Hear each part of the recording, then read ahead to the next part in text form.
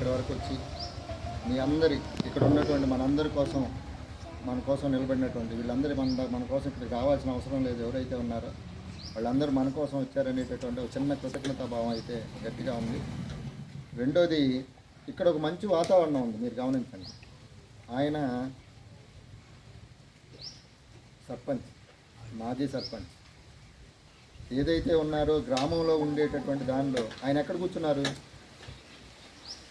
ఎక్కడెక్కడ బేషరతులు లేవు. ఆయన మన మండల ఎడ్యుకేషన్ ఆఫీసర్.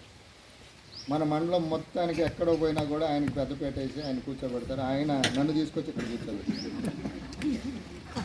ఇక్కడ ఉన్నటువంటి వాళ్ళందరూ కూడా పెద్దవాళ్ళు.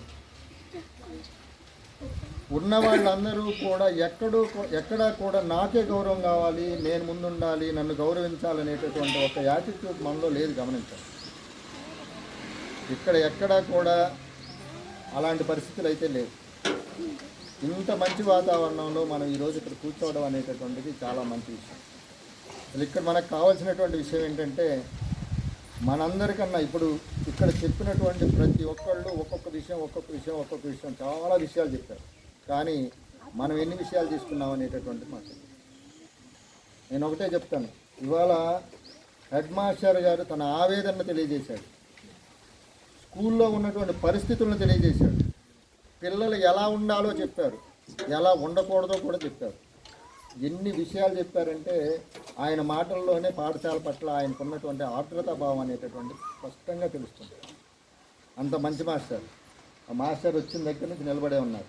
పిల్లలు ఎక్కడ అరుస్తారు, మన పాఠశాలకు ఎక్కడ చెడ్డ పేరు వస్తుంది, మన పిల్లలకి బయట ఎక్కడా కూడా మన పిల్లలు ఇక్కడ గొడవ చేస్తున్నారు అనేటటువంటి ప్రొజెక్ట్ అవ్వకూడదు అనేటటువంటి ఉద్దేశంతో ఆయన నిలువగలమని మాస్టారు ఇట్లాంటి ట్రైనింగ్ క్లాసులు ఎన్నో నిర్వహించున్నారు. మాస్టార్తో పాటు మాస్టారు కూడా చాలా ట్రైనింగ్ క్లాసులు, చాలా అద్భుతమైనటువంటి టీచర్స్ ఉన్నటువంటి ఒక పాఠశాల. ఆల్రెడీ మేము ఈ పాఠశాలను ఈ రకంగా తీర్చిదిద్దడానికి ఆయన ఎంత కష్టపడ్డాడో మీ అందరికీ తెలుసు, ఆయనకి తెలుసు, మాకు తెలుసు. ఆదినారాయణ గారు ఎంత కష్టపడ్డారని.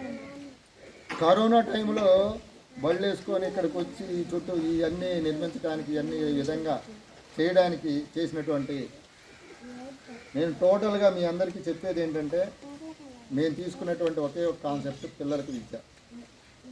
ఒక విద్యార్థి కనుక బాగుపడితే 3 తరాలు బాగుపడతాయి. 3 తరాలు ఎలాగో చెప్తాను. అతనికి ఉద్యోగం వస్తే వాళ్ళ పిల్లల్ని ఆటోమేటిక్గా మంచి పొజిషన్లో ఉంచుతారు. అప్పటి వరకు కష్టపడ్డటువంటి వాళ్ళ అమ్మ నాన్నలను కూడా మంచిగా చూస్తారు. ఒక్క విద్యార్థితో 3 తరాలకు చెక్కు పెట్టేటటువంటి ఏకైక సాధనం ఏదైనా ఉందంటే విద్య మాత్రమే. మరి అలాంటి విద్యకు మీరు ఏమైనా సమయం ఇస్తున్నారా అంటే నేనైతే లేదనే చెప్తాను.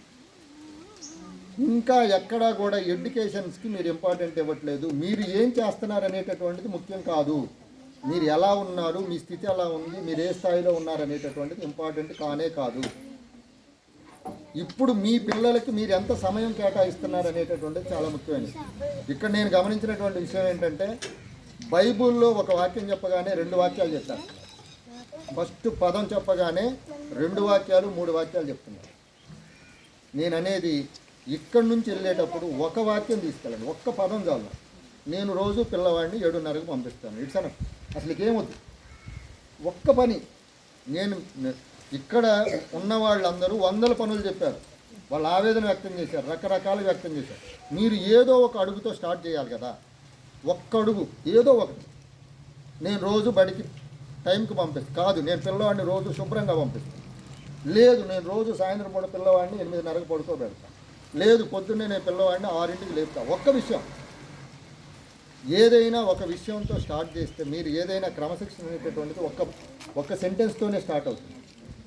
మీరు అలాంటిది నిర్ణయం తీసుకోకుండా నేను రోజు పోతాను అంటే, మీరు ఒక వ్యవసాయం చేస్తే, ఒక పొలం కనుక మీరు కనుక ఎక్కడైనా సరే పొలం వేస్తే, ఒక 10 రోజులు మీరు వెళ్ళకపోతే అది 10 రోజులు వెళ్ళలేదు, నీళ్ళు రాలేదు, దానికి ఏదో తెగులు పడింది, లేకపోతే అది వేయలేదు అనేటటువంటి చెప్తారే. మరి 3 తరాలను మార్చేటటువంటి విద్య గురించి మీరేమైనా పట్టించుకుంటున్నారా? మిమ్మల్ని మీరు పరిశీలించుకోండి. ఇక్కడ ఏమైపోయిందంటే సామాజిక పరిస్థితులు పూర్తిగా మారినాయి. నేను కొంచెం లెందీ అయినా కూడా నేను ఎందుకు చెప్తున్నానంటే దాని యొక్క ఇంపార్టెన్స్ చెప్తున్నా. సామాజిక పరిస్థితులు పూర్తిగా మారిపోయినాయి. మేము చదువుకున్నప్పుడు మా అమ్మ నాన్నవాళ్ళు కానీ మిగిలిన వాళ్ళు మా తరంలో ఉన్నటువంటి అమ్మ నాన్నవాళ్ళు కానీ ఏమనుకున్నారంటే వాళ్ళకి ముందు తినడానికి లేదు.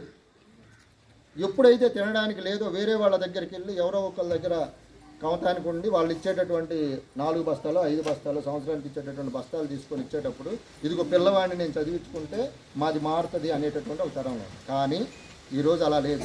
ఎలా వెళ్ళినా 1000 రూపాయలు తీసుకొస్తారు సాయంత్రానికి. సో మనకి ఇబ్బంది లేదు. ఆడే బతుకుతాడు, ఎలా కూడా ఆడు బతుకుతాడు అంతే. నేను బతకట్లా, వాడు బతుకుతాడు. It's not a right attitude. ఇది రైట్ యాటిట్యూడ్ కాదు. పిల్లవాడి మీద మీరు పెట్టాల్సిందే, పిల్లల మీద మీరు శ్రద్ధ పెట్టి సమయాన్ని ఇవ్వాల్సిందే. ఇది చాలా ఇంపార్టెంట్. మీకు ఇంకో విషయం కూడా చెప్తాను.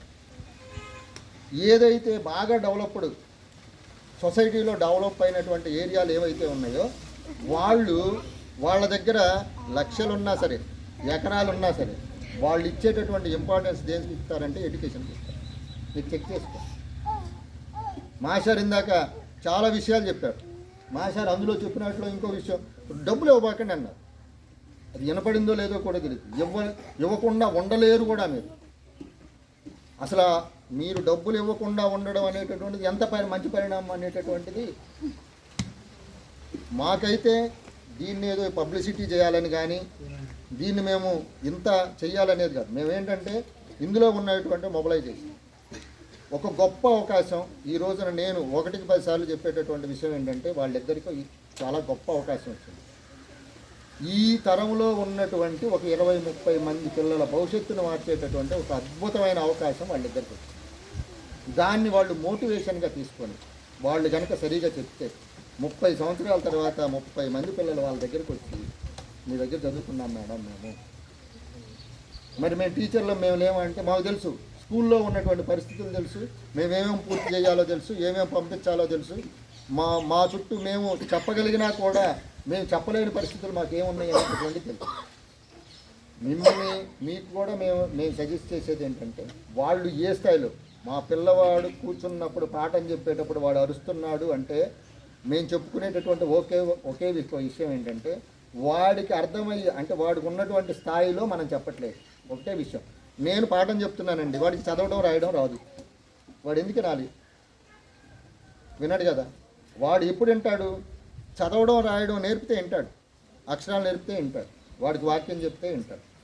మేము పాఠం చెప్పాలి, పుస్తకాల్లో రాపించాలి, వాటిని తీసుకెళ్ళి మళ్ళీ వచ్చినటువంటి ఆఫీసర్స్కి చూపించాలి, తర్వాత మిగిలిన పనులు చూసుకోవాలి. మాకు ఉండేటటువంటి 1 గంటలో ఇప్పుడు ఇక్కడ ఉంటే 5 క్లాసులు ఉంటే 5 4 20 సబ్జెక్టులు, రోజుకి 25 సబ్జెక్టులు చెప్పాలి. ఉండేటటువంటి టైము రకరకాల ఫ్యాక్టర్స్.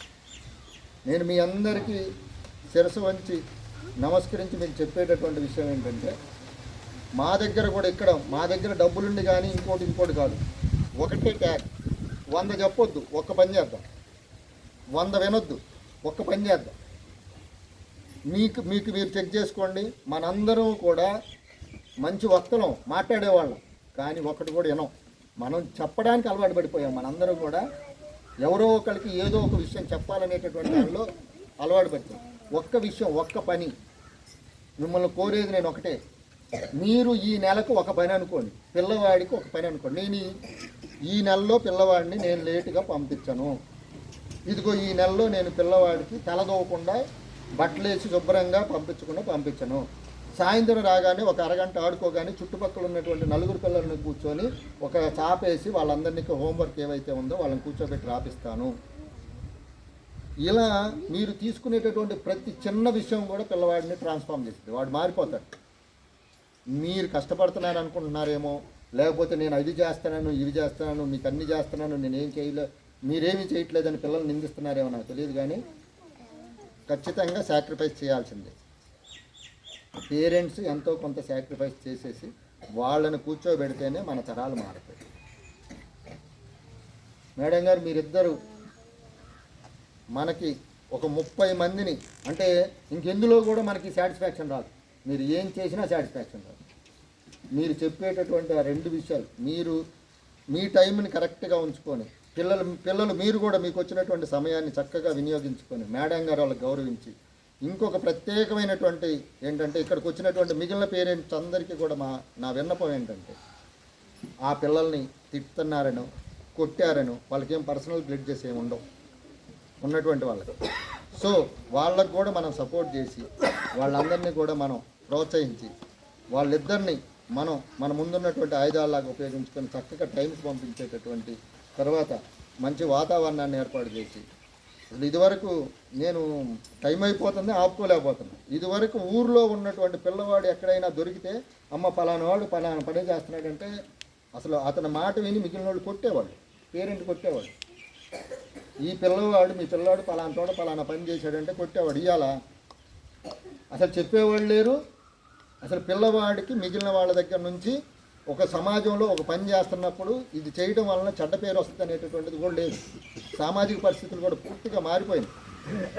కాబట్టి నేను ఎన్ని చెప్పినా ఒకటే కోరుకునేది, మేడం గారు మీకు ఒక అద్భుతమైన అవకాశం, సార్ వాళ్ళు మంచి గైడెన్స్ ఇస్తారు, మీరు 30 మందిని ట్రాన్స్ఫార్మ్ చేసేటటువంటి అవకాశం. తల్లిదండ్రులారా మీ అందరికీ నా విన్నపం, మీరందరూ కూడా ఆ మేడం గారు వాళ్ళకి మంచి సపోర్ట్ ఇవ్వండి. ఇదేంటంటే పిల్లలు అంటే ఈరోజు రోజు పాఠం చదువుతున్నారు కదా అంటే రెగ్యులర్గా చదివేది వేరు, వాళ్ళకి రానటువంటి విషయం దగ్గర నొక్కి పట్టి చెప్పించుకునేటటువంటి విధానం ఇవాళ అవకాశం వచ్చింది. కాబట్టి వాళ్ళందరికీ మీరు సపోర్ట్ చేయాలని, అలాగే ఎక్కడెక్కడి నుంచో జనాల నుంచి వేరు పనులున్నా కూడా ఇక్కడికి ఇచ్చినటువంటి అందరికీ గ్రామస్తులందరికీ కూడా నా ధన్యవాదాలు. పిల్లలందరికీ నా